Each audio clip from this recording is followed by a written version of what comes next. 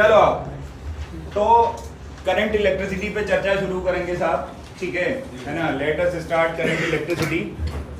तो देखें जरा पहला सवाल। अच्छा सारे पी वाई क्यू में भाई छांटे हुए हैं, ठीक है। सारे के सारे क्या है भाई? पी वाई क्यू है ना। देखो पहला सवाल, the number of electrons flowing in a conductor per second is इतना,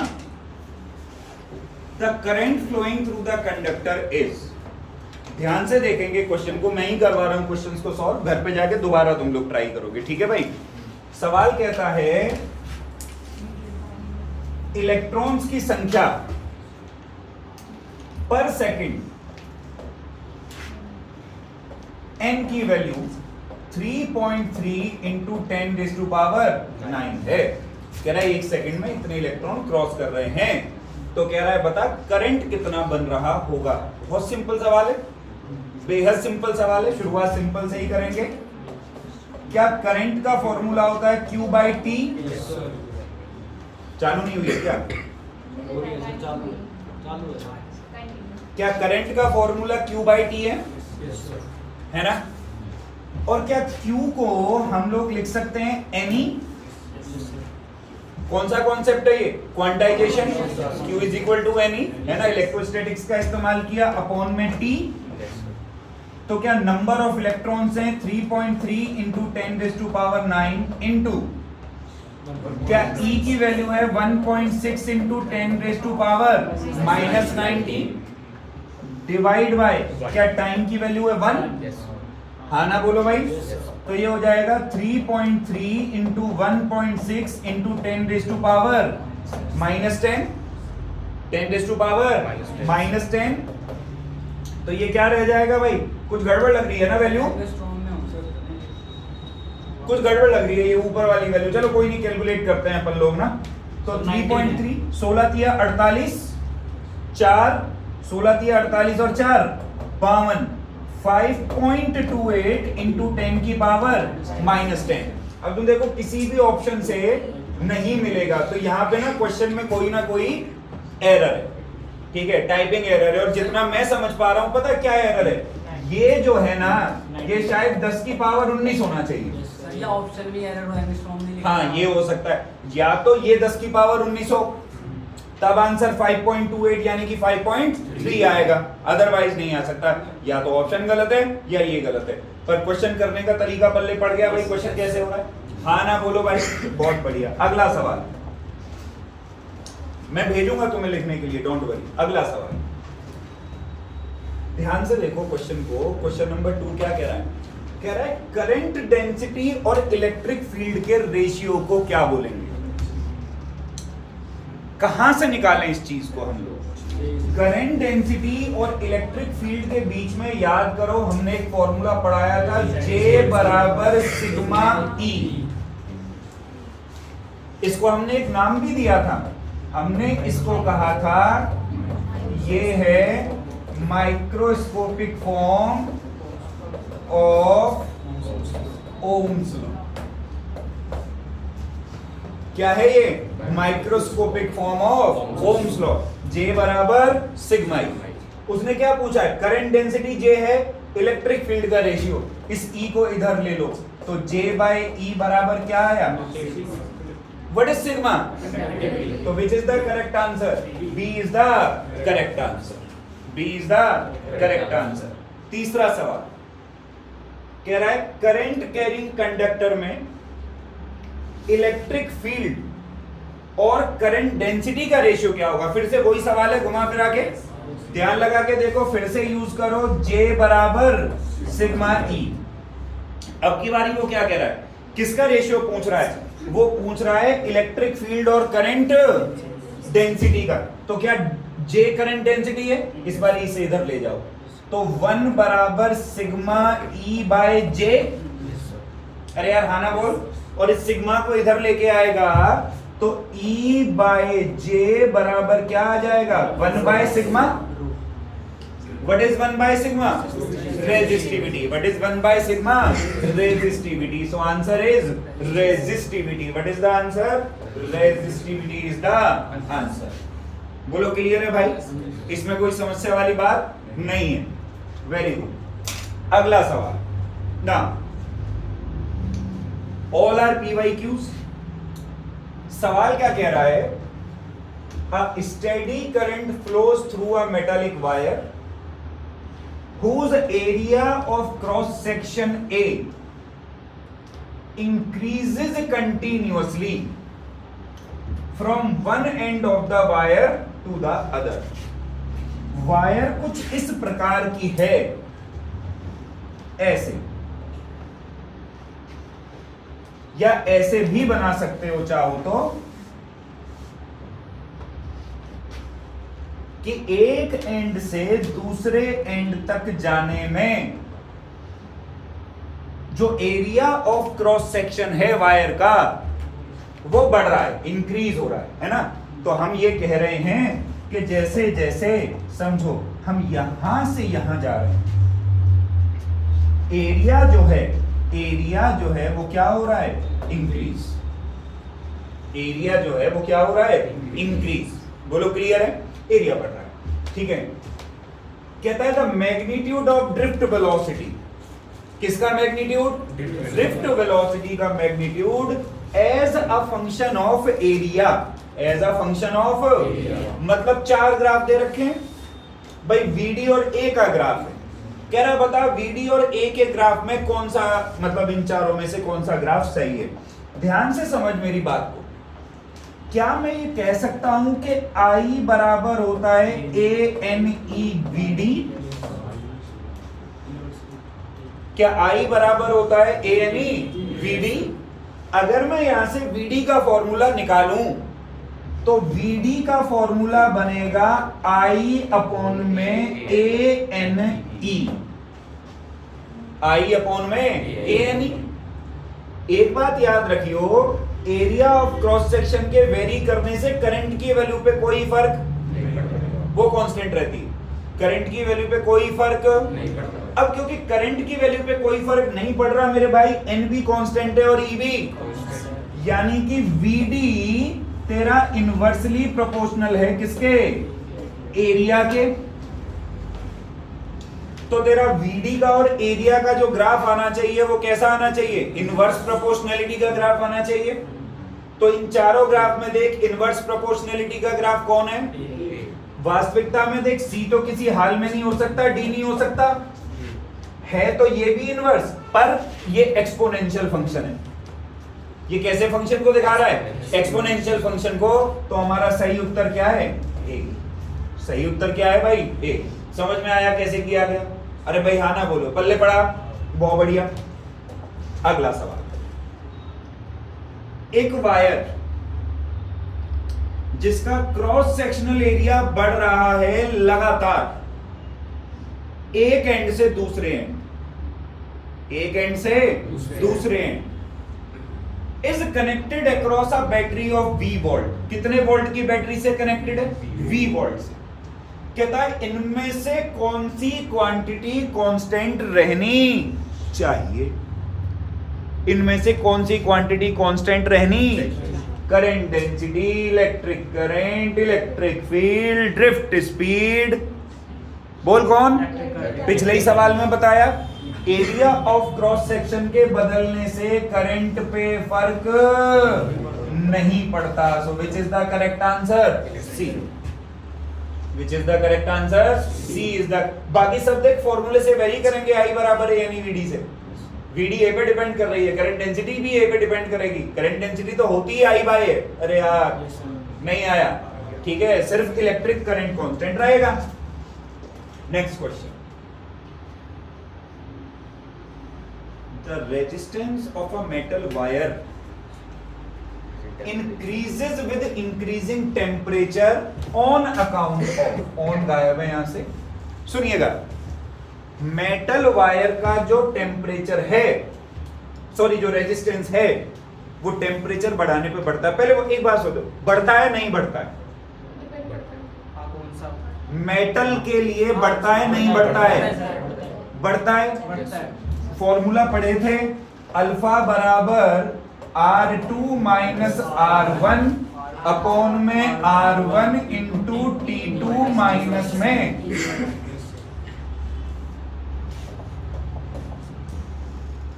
आना बोल। मेटल्स के लिए अल्फा क्या आया था? तो यहीं से तो हमें पता चला था भाई कि अगर हम तापमान बढ़ाएंगे तो रेजिस्टेंस बढ़ेगा। अब वो क्या कह रहा है? कह रहा है बढ़ता है किसकी वजह से? चार चीजें दे रखी हैं, decrease in free electron density, decrease in relaxation time, increase in mean free path. Mean free path समझते हो? What is mean free path? The distance, the average distance between two successive collisions. The average distance between two successive collisions is called mean free path. Is called what? इसका कोई लेना देना है ही नहीं। Increase in the mass of the electron. मास कैसे बढ़ सकता है?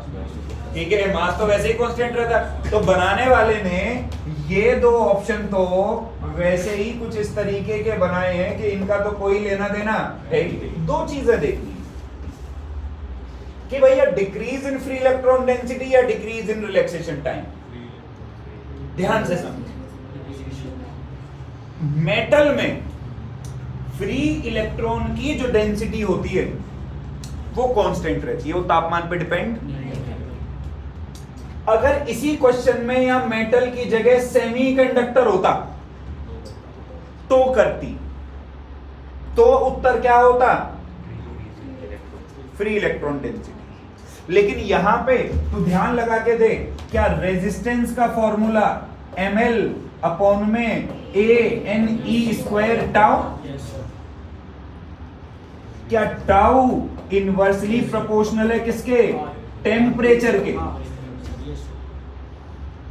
टेम्परेचर बढ़ेगा तो टाउ, टाउ घटेगा तो आर। वही तो वो कह रहा है। इसका मतलब क्योंकि ये मेटल है तो इसका कौन सा आंसर सही है? बी। याद रखियो हमेशा मेटल्स के लिए टाउ का खेल है, इंसुलेटर और सेमीकंडक्टर्स के लिए नंबर डेंसिटी का खेल है। उनमें तापमान बढ़ाने पे नंबर डेंसिटी ज्यादा बदलती है एज कंपेयर टू टाउ। बात समझ में आई? अगला सवाल, हाँ, very simple question again, PYQ। Resistivity of a given conductor depends on, बोलो बोलो, टेम्परेचर पे। भाई रेजिस्टिविटी देखो, रेजिस्टिविटी का फॉर्मूला है m अपॉन में NE स्क्वायर टाउ। अब इसमें दो चीजें तो ना पक्कम पक्की कांस्टेंट हैं, एक मास और एक ई। दो ही चीजें वेरिएबल हैं, एक n और एक टाउ। तो टाउ किस पे डिपेंड करेगा? अगर यहाँ पे ऑप्शन की जगह एक और ऑप्शन दिया होता नेचर ऑफ मटेरियल, तो वो ऑप्शन भी हमारा क्या होता? सही। रेजिस्टिविटी दो ही चीजों पे डिपेंड करती है, एक तो टेम्परेचर पे, दूसरा नेचर ऑफ मटेरियल। इन्हीं दो चीजों पे डिपेंड करती है, इसके अलावा किसी और चीज पे डिपेंड नहीं करती है। बात पल्ले पड़ी भाई, पक्का? अब यहां तक का उतार लो पहले। ज्यादा फ्रैंक हो गए तुम मेरे साथ, और कितने बक्कल तारना पड़ेगा सोचा है। चलो आओ देखो सवाल कहता है which of the following has negative temperature coefficient of resistivity। हालांकि देखो सही मायने में कहूं ना तो सवाल गलत है, ये रेजिस्टेंस होना चाहिए था, क्योंकि रेजिस्टिविटी का एग्जैक्ट रिलेशन हमने पढ़ा नहीं है। लेकिन एक फायदे की बात है, जो रेजिस्टेंस का रिलेशन होता है ना सेम, वही किसका रिलेशन होता है? रेजिस्टिविटी का रिलेशन भी होता है। तो कहता है which of the following has negative temperature coefficient of resistivity। और देख मेटल का तो पॉजिटिव होता है। अब बी वाले ऑप्शन में मेटल पॉजिटिव है, सेमीकंडक्टर नेगेटिव है। सी वाले में मेटल पॉजिटिव है, सॉरी डी वाले में, सी वाले में नेगेटिव है। तो which is the correct answer? C is the correct answer. Negative होने का मतलब क्या है? नेगेटिव होने का मतलब है कि टेम्परेचर बढ़ाने पे इनकी रेजिस्टिविटी घट जाती है, इनकी रेजिस्टिविटी घट जाती है। नेक्स्ट क्वेश्चन सी, क्या कह रहा है सवाल? कहता है करंट है 0.8 एम्पियर का, फ्लो कर रहा है एक कंडक्टर में जो कि 40 ओम का है। मतलब देखो गिवन देखो आई की वैल्यू 0.8 एम्पेयर है, आर की वैल्यू क्या है 40 ओम, और टाइम कितना दे रखा है 1 मिनट। कहते हैं कितनी हीट प्रोड्यूस होगी कंडक्टर में। सुनिए मेरी बात, हीट प्रोड्यूस होने का फॉर्मूला कक्षा 10 आई स्क्वायर आर टी, आई स्क्वायर, तो आई का स्क्वायर करेंगे तो 0.8 का इनटू में रेजिस्टेंस 40, टाइम कितना मिनट, लेकिन क्या मिनट एसआई यूनिट तो है नहीं, तो इनटू में क्या 60। अब इसको सॉल्व करेंगे 8 8 जा तो 0.64 इंटू 6 4 जा 24 इंटू 10 की पावर 2, इसने ये पॉइंट खत्म कर दिया। यानी कि हीट का फॉर्मूला क्या आ जाएगा 64 इंटू 24। कौन सा ऑप्शन है 16, सही है, बी ऑप्शन है। मल्टीप्लाई करने की जरूरत नहीं क्योंकि लास्ट की टर्म्स मल्टीप्लाई होके 6 आती है और बाकी किसी में भी एंड में 6 नहीं आ रहा है ना। तो कौन सा ऑप्शन सही हो गया भाई, बी ऑप्शन सही हो गया, खत्म हुआ सवाल। अगले सवाल पे बढ़े, उतारने का मौका दूंगा, डोंट वरी। अगले सवाल पे बढ़ते हैं। अब ये बड़े मुश्किल सवाल लगते हैं तुम लोगों को ना, बार बार एसर्शन रीजन क्या कह रहा है, कहता है जब 3 इलेक्ट्रिक बल्ब जिनकी पाउडर नहीं है करने वाले की जबरदस्ती है, पावर 3 इलेक्ट्रिक बल्ब जिसकी पावर 200, 100 और 50, तो पहले वाले बल्ब की पावर 200, दूसरे की, तीसरे की, आर कनेक्टेड इन सीरीज। इस तरीके के सवाल में यह जरूर ध्यान रखेंगे कनेक्शन कैसा बिठाया गया है। कनेक्शन कैसा है, series, they are all connected in series to a source. The power consumed by the 50 watt bulb is maximum. Power consumed by the 50 watt bulb is, सही कह रहा है गलत कह रहा है, सही कह रहा है गलत कह रहा है, आना बोलो, आना बोलो, सही कह रहा है गलत कह रहा है, सही कह रहा है, क्या कह रहा है सही। अरे भाई पावर का जो फॉर्मूला रहता है वो v स्क्वायर बाय बल्ब के लिए, बल्ब की रेटिंग होती है ना अपनी, तो इसकी जो पावर है 50 बराबर v स्क्वायर बाय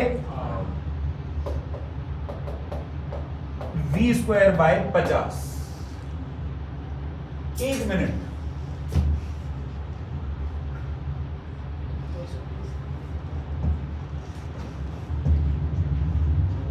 सवाल कुछ गलत नहीं है ये, इसमें 220 लगेगा नहीं 220 तो लिया।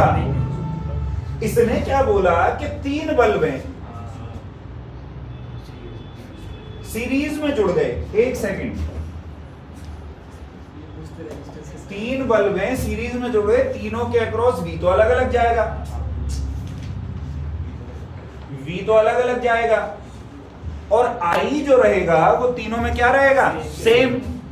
अरे बाबा सीरीज में जुड़े हैं ना, तो सीरीज में जुड़े हैं तो I तो तीनों में क्या रहेगा, सेम।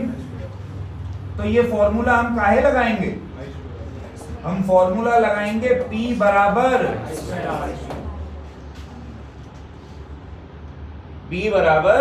I square are. तो I तो तीनों में कांस्टेंट है तो पावर प्रोपोर्शनल होगी R के। अच्छा रेजिस्टेंस, अब हमको ये देखनी पड़ेगी कि जब पावर का फॉर्मूला इंडिविजुअल बल्ब के लिए लगता है V स्क्वायर अपॉन R, तो रेजिस्टेंस किस ऑर्डर में होगी, 50 वॉट वाले की रेजिस्टेंस सबसे ज्यादा होगी। Resistance of 50 will be greater than resistance of 100 will be greater than resistance of 200। अब क्योंकि पावर रेजिस्टेंस के डायरेक्टली प्रोपोर्शनल है, रेजिस्टेंस किसकी सबसे ज्यादा, 50, तो पावर भी किसकी सबसे ज्यादा, 50, पावर भी किसकी सबसे ज्यादा, V स्क्वायर बाय R सीधा सीधा तब लगाएगा जब ये किस में लगे हों, पैरेलल में। जब ये किसमें लगे हो, तो भाई एसर्शन तो क्या है, सही है, चेक करना पड़ा, एसर्शन तो ठीक है। रीजन कहता है in a series circuit current is same through each bulb but the potential difference across each bulb is different है, तो रीजन भी सही। लेकिन ध्यान से सोचो, ध्यान से सोचो, रीजन सही है लेकिन क्या वो इस ऑब्जर्वेशन को एक्सप्लेन कर रहा है, नहीं कर रहा। कैसे एक्सप्लेन कर पाता, जब वो ये कहता है कि power depends directly on resistance in series combination, तब हम मानते कि भाई उसकी करेक्ट एक्सप्लेनेशन भी है। तो इसका आंसर क्या आएगा जी, बी। इसका आंसर क्या आएगा, समझ में आया कैसे हो रहा है? अरे यार हाँ ना बोल भाई। अगला सवाल, द इलेक्ट्रिक पावर, अब देख इसमें देख, एक बल्ब है, एक बल्ब है जिसका V कितना है, ये रेटिंग है बल्ब की, और उसकी पावर कितनी है 100 वॉट। कह रहा इस बल्ब को जब 110 वोल्ट पे चलाएगा तब ये कितनी पावर खींचेगा। एक काम कर, ये बल्ब की जो रेटिंग है, इस रेटिंग से बल्ब की रेजिस्टेंस निकाल। क्या निकाल, बल्ब की। तो पावर है 100, बल्ब बना है 220 स्क्वायर पे चलने के लिए, 220 पे अपॉन में R, तो R बराबर क्या आएगा, 220 का स्क्वायर बटे में 100 ओम। नहीं सुनो, अब एक बात समझो, तुम बल्ब को चाहे 110 वोल्ट पे चलाओ, चाहे तुम बल्ब को 400 पे चलाओ, चाहे 1000 पे, रेजिस्टेंस थोड़ी बदलेगी उसकी। सोच के देख, बल्ब की रेजिस्टेंस उसके फिलामेंट की रेजिस्टेंस है, तू जो वोल्टेज बाहर से लगा रहा है उससे उसकी रेजिस्टेंस का कोई लेना देना। तो अब जब बल्ब की पावर निकालूंगा तो क्या करना चाहिए, वापस से V स्क्वायर बाय, चला कितने वोल्ट पे रहा हूं, तो 110 का स्क्वायर बटे में R, और R 220 का स्क्वायर गुणा में 100, गुणा में, तो P बराबर क्या आ गया बोल, 110 गुणा 110 बटे में 220 गुणा 220 गुणा में 100। 1 0 1 0 1 0 1 0, 11 एकम 11, 11 दूनी 22, 11 दूनी 22, आंसर क्या आ गया बोल, 25। क्या आंसर आ गया भाई, 25 what. A is the correct answer. क्या आंसर आ गया भाई, 25 वॉट। क्लियर है भाई। अगला सवाल, 2 resistors R1 and R2, 2 resistor हैं, एक R1 और एक, भाई R1 की वैल्यू है 4 ओम, R2 की वैल्यू है 6 ओम। कह रहा पैरेलल में जुड़े हुए हैं, किस में जुड़े हुए हैं, लो पैरेलल में जोड़े हुए हैं, 4 ओम और 6 ओम, R1 और R2 across a battery 20 volt की मान लो, बैटरी कितने वोल्ट की मान लो, 20 वोल्ट। कहता है पावर डिसिपेटेड का रेशियो क्या होगा। अब एक बात बताओ, अब ये पैरेलल में लगे हैं, तो पैरेलल में क्या सेम रहेगा, वोल्टेज। तो अगर बैटरी का वोल्टेज V है तो इसके अक्रॉस का वोल्टेज भी, और इसके अक्रॉस के वोल्टेज भी। तो P1 अगर निकालूं तो क्या होना चाहिए, V स्क्वायर बटे 4, और P2 अगर निकालूं तो क्या होना चाहिए, V स्क्वायर बटे। अगर मैं डिवीजन कर दूं P1 बाय P2 की, तो V स्क्वायर बटे 4 गुणा 6 बटे V स्क्वायर, V स्क्वायर ने V स्क्वायर को मारा, 2 3 जा 6, 2 2 जा 4, answer is 30 by B option. B option is the correct. ये सब PY क्यों है भाई साहब, CBSE के, समझ रहे हो बात को। अगला सवाल, अगला सवाल, एक सेल है जिसकी EMF है E, एक सेल है जिसकी EMF क्या है, कोई बच्चा बताएगा ईएमएफ क्या होती है भाई? Maximum potential difference when the cell is in open circuit. बहुत बढ़िया, maximum potential difference when the cell is in open circuit, तो उसको तो हम बोलते हैं ईएमएफ। कहता है इस सेल की ईएमएफ ही है। उसको एक एक्सटर्नल रेजिस्टर के साथ जोड़ दिया जिसकी वैल्यू क्या है? आर। कहता भाई जब इसमें आई करंट ड्रॉ हो रहा है, कितना करंट ड्रॉ हो रहा है? आई करंट, जो पोटेंशियल डिफरेंस है वो V हो जाता है ना, टीपीडी। अगर सेल को लगाएगा तो ईएमएफ ई थोड़ा रह जाएगा, कुछ घट जाएगा, और जो घट जाता है उसे क्या बोलते हैं? Terminal potential difference. क्या बोलते हैं? Terminal potential difference. अब कह रहा है इंटरनल रेजिस्टेंस क्या होगी सेल की। देख इसका ना डायरेक्ट फॉर्मूला याद कर ले। इसका डायरेक्ट फॉर्मूला होता है E minus V upon V into में कैपिटल आर। ज्यादा बेहतर है कि तू इसको क्या कर ले, ये सवाल बेमानी हो जाता अगर हमारे सिलेबस में पोटेंशियोमीटर होता। पोटेंशियोमीटर की वर्किंग में हम इसका इस्तेमाल करते हैं, तो इस सवाल का कोई बेस ही नहीं बनता था। जिसने भी पोटेंशियोमीटर पढ़ा है उसको ये फॉर्मूला पता था, और इसका प्रैक्टिकल भी होता था। इसको घुमा फिरा के स्कूलों में ऐसे भी लिखवाया जाता है E by V minus 1 into में R। ठीक है, तो ये फॉर्मूला तुम सीधा सीधा क्या कर लो भाई, याद कर लो। देखियो कौन सा ऑप्शन सही है भाई? D. Which is the correct option? D is the correct option. अब उतार लो जरा, फिर थोड़ी देर का रेस्ट ले लूं मैं। लेके आओ बालक कुंडली। कुंडली देखने के 3100 रुपए चार्ज है। अपने आप देख ले। सवाल YouTube से देख ले।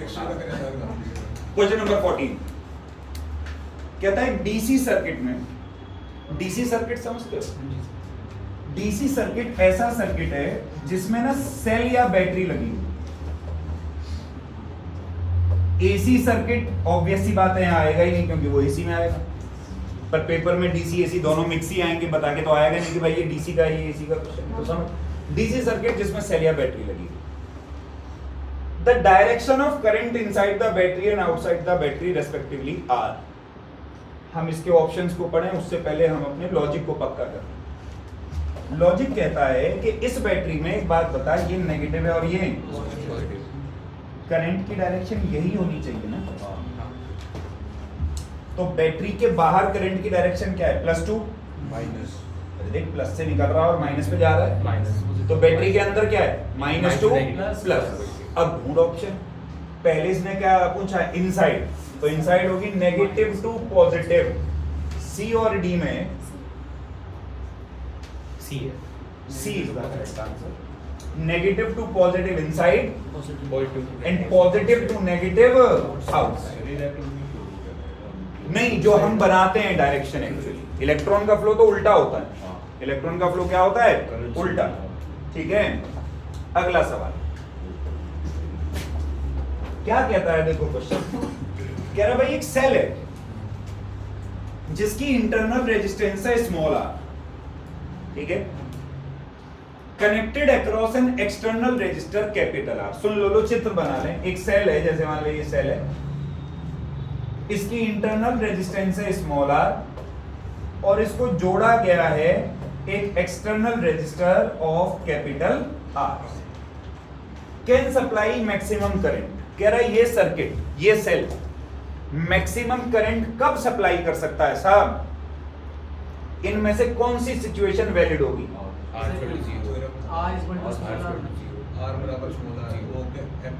गड़बड़ कर रहे हो। कुछ लोग ये कह रहे होंगे कि R बराबर R। सुनिए, सुनिए तो प्रभु, उसी को एक्सप्लेन कर रहे हैं। जिनको कराया उनको भी करे दे रहे हैं, जिन्हें पता नहीं उनको भी करे दे रहे हैं। R बराबर R जब होगा तब करंट नहीं, पावर मैक्सिमम होती है। The name of the theorem is maximum power transfer theorem. जब कभी भी कैपिटल R और स्मॉल r बराबर हो जाए, उस सर्किट में पावर मैक्सिमम होगी। अगर इस प्रश्न में यह पूछा होता कि पावर कम मैक्सिमम होगी, तो आंसर होता A। इस प्रश्न में पावर नहीं पूछी, इस प्रश्न में पूछिए करंट कब मैक्सिमम होगा। अब करंट के मैक्सिमम होने के लिए देख फॉर्मूला देख, V बराबर क्या होती IR, और I का फॉर्मूला क्या होता V बाय I। तभी मैक्सिमम हो पाएगा जब R क्या हो पाए। अब इस पूरे सर्किट में रेजिस्टेंस को तू तभी मिनिमम कर सकता है जब तुम कैपिटल R को क्या कर दो, इसका तू कुछ नहीं कर सकता, स्मॉल r को जीरो नहीं कर सकता। तू सेल रहेगा तो इंटरनल रेजिस्टेंस रहेगी, सेल नहीं रहेगा तो इंटरनल रेजिस्टेंस नहीं रहेगी। तो तू इंटरनल रेजिस्टेंस को जीरो नहीं कर सकता, तू केवल किसको जीरो कर सकता है, R को जीरो कर सकता है। तो तेरा कौन सा आंसर सही है, डी। मैं अगर एग्जामिनर होता तो मैं ये भी करता स्मॉल r बराबर जीरो, ये भी ऑप्शन डालता, जो कि नहीं डाला गया कायदे में। अरे बात समझ में आई। पावर मैक्सिमम पूछे, वैसे नहीं पूछेगा क्योंकि maximum power transfer theorem CBSE में। पावर मैक्सिमम पूछे तो स्मॉल r बराबर कैपिटल R। करंट मैक्सिमम पूछे तो एक्सटर्नल रजिस्टर को क्या कर दो, क्या कर दो भैया, जीरो। अगला सवाल, सवाल बड़ा भयंकर सवाल, पढ़ना पड़ेगा, शायद केस स्टडी टाइप का क्वेश्चन है। आओ देखें। When the terminals of a cell are connected to a conductor of resistance R and electric current flows through the circuit, the electrolyte of the cell also offers some resistance in the path of the current like the conductor. This resistance offered by the electrolyte is called internal resistance offered by the electrolyte। तो दो बार हो गया। It depends upon the nature of the electrolyte, the area of electrode immersed in the electrolyte and the temperature. Due to internal resistance, a part of the energy supplied by the cell is wasted in the form of heat. When no current is drawn from the cell, the potential difference between the two electrodes is known as EMF of the cell. With a current drawn from the cell, the potential difference between the two electrodes is termed as terminal potential difference। इसमें कोई ऐसी बात नहीं बताई गई जो हमने पढ़ी ना। एक तरीके से उन्हीं डेफिनेशंस को वापस क्या कर दिया गया, रिपीट कर दिया गया। अब सवाल देखो क्या पूछता है। सवाल कहता choose the correct statement, incorrect statement. The potential difference V between the two terminals of a cell in a closed circuit is always less than its EMF during discharge of a cell। ये सही है गलत? ये सही है, क्योंकि जब cell discharge हो रहा होता है फॉर्मूला लगता है V बराबर E माइनस IR। कुछ ना कुछ R होगा तो हमेशा V will be less than E। तो A वाली स्टेटमेंट क्या है प्रभु, करेक्ट है। दूसरा, the internal resistance of a cell decreases with decrease in temperature of the electrolyte. Internal resistance जो होती है वो टेम्परेचर के इनवर्सली डिपेंड है। ये टेम्परेचर को घटा रहा है तो R को बढ़ना चाहिए, लेकिन ये इसमें R को भी घटा रहा है, तो मेरी नजर में तो यही गलत है। बाकी COD भी पढ़ लेते हैं, इसी के बात है, मतलब C भी पढ़ेंगे। When current is drawn from the cell, then V is equal to E minus IR। Current drawn discharge हो रहा है, सेल डिस्चार्ज हो रहा है तो V बराबर E माइनस, ये स्टेटमेंट भी बिल्कुल सही है। The graph between potential difference and the current flowing through it is a straight line with a negative slope. सही है, बिल्कुल सही है। Y बराबर mx प्लस C का ग्राफ बनेगा। अरे यार हाँ ना बोल, C आ जाएगा EMF। तो कौन सी ऑप्शन सही है भैया, मतलब इसका आंसर क्या होना चाहिए, B। क्या आंसर होना चाहिए, मुझे लगा नहीं तुम्हें आया, पक्की बात। C का मतलब डिस्चार्ज। हाँ, जब सेल से करंट ड्रॉ करेगा वो डिस्चार्ज होगा, जब सेल को करंट देगा वो चार्ज होगा। नहीं आई बात समझ में, आ गई। तो अगला सवाल।